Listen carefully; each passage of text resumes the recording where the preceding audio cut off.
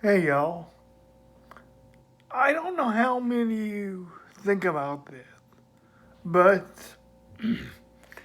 that's not gonna be a universal revelation again, a universal biblical revelation, meaning something that God revealed to us that we don't already know or that's not really in the Bible.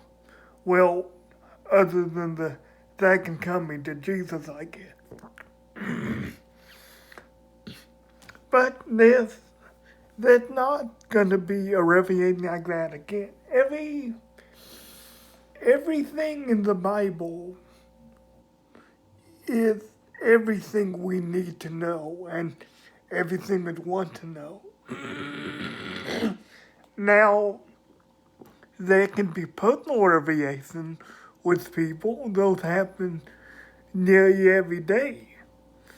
I mean, with God revealing it to people and Jesus revealing it to people. But as for universal revelation and universal biblical revelation, everything that's in the Bible, that's it. That's everything. Everything we know, everything we need to know, everything we want to know.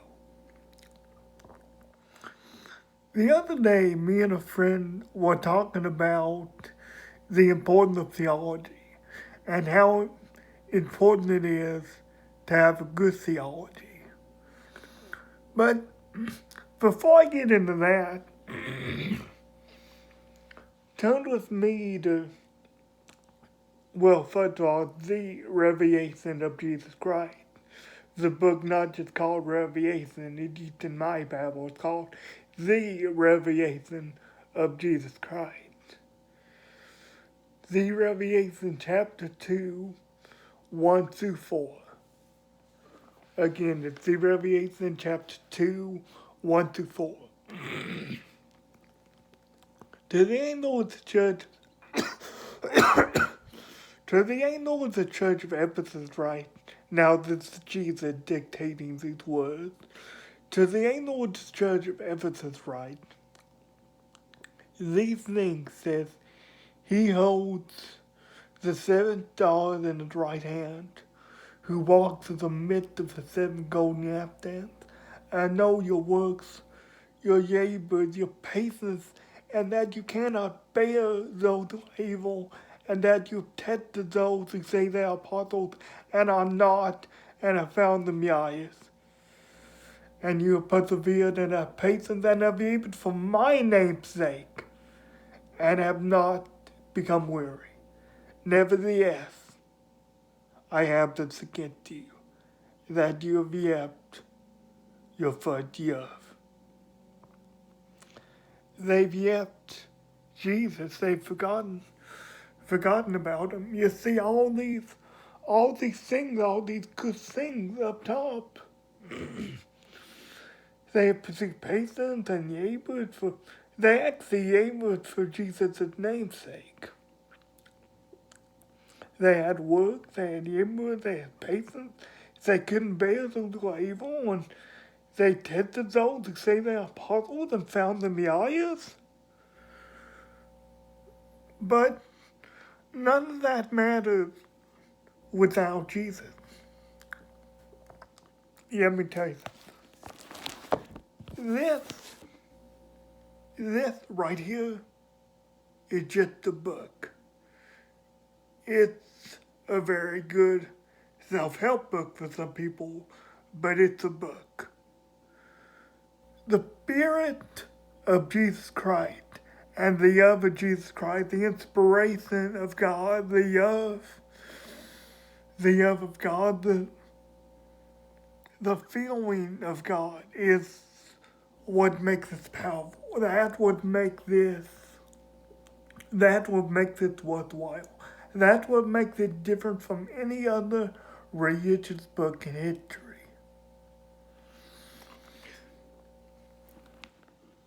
And that's why it's so easy.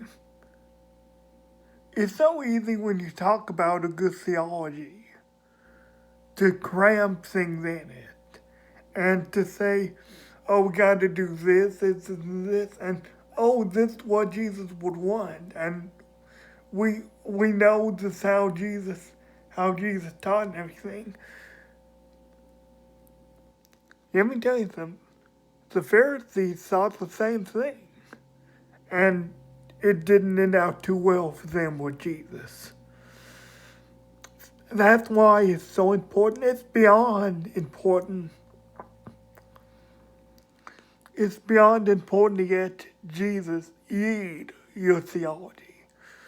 To explore the Bible, to be silent, and wait for the voice of Jesus. Not just read the Bible for its own sake. Because like I say, on its own, the Bible is just a book. It's a very good self-help book for some people. But the Spirit of Jesus is what gives us power. It's what makes it worthwhile. Because without Jesus, this book would be nothing on it. This book wouldn't be separated from the Quran or be separated from any other religious book you can think of. The Quran is really the only one I can think of right now. But, and also, there's only a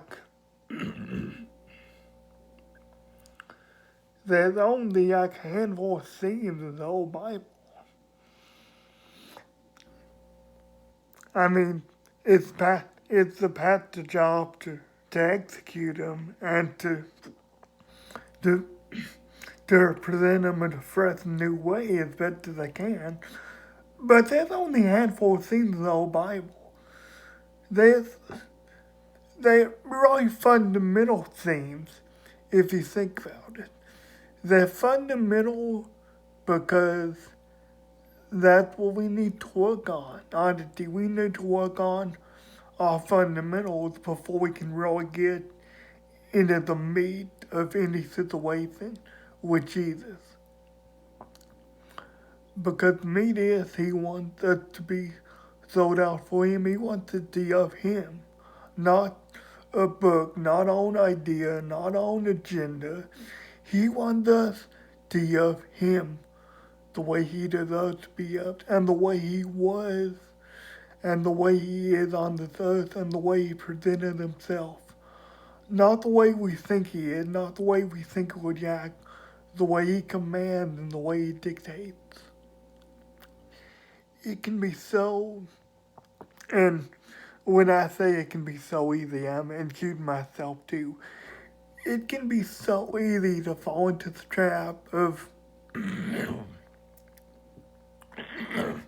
maybe coming into theology, coming into the presence of Jesus with your own ideal, with your own agenda. Because I've done that more than a time or two. I know I'm a pastor, but hey, pastors aren't perfect. Pastors are just imperfect people that God has called to a much higher purpose. And we're honored for that.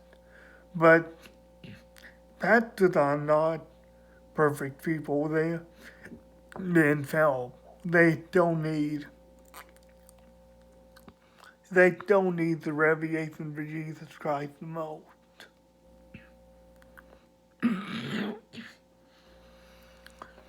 Like I say, it's important to have a good theology, yes. But it's important in the midst of thinking about a good theology, like this church, like the church in Ephesus here. It sounds like they had a pretty good theology. It sounds like they had a great theology, actually. They had patience. They worked for Jesus. They called out false apostles. They had perseverance. It sounds like they had a good theology. Except the most important thing. When they were running the race, somewhere along the way, they lost sight of Jesus Christ. You cannot do that. Because if you use sight of Jesus Christ, every other thing is meaningless. Jesus Christ love and Jesus Christ respect for you and his longing for the rest of you is ultimately the only thing that matters. Everything else is just window dressing. Now it can be good window dressing if used correctly, but it's also, we have to be careful because as we see, it's window dressing, whether it's a political ideology, a political aspect, whether it's our own need for self-satisfaction, or whether it's any of those things. Those things are not bad just yet to their own devices. But those are secondary things, are the window dressing type things that apart from Jesus, the devil can use against you. The devil can use against us to divide us and to separate us more than we already are, and to say, oh, he's wrong. You should tell him that he's wrong, and you should get all these things that he's wrong. And hey, I get it. I get it. Sometimes dealing with people and people you think are supposed to be wrong can be challenging. I get it, but always look at them through the end of Jesus Christ and through the end of God. There's nothing wrong with.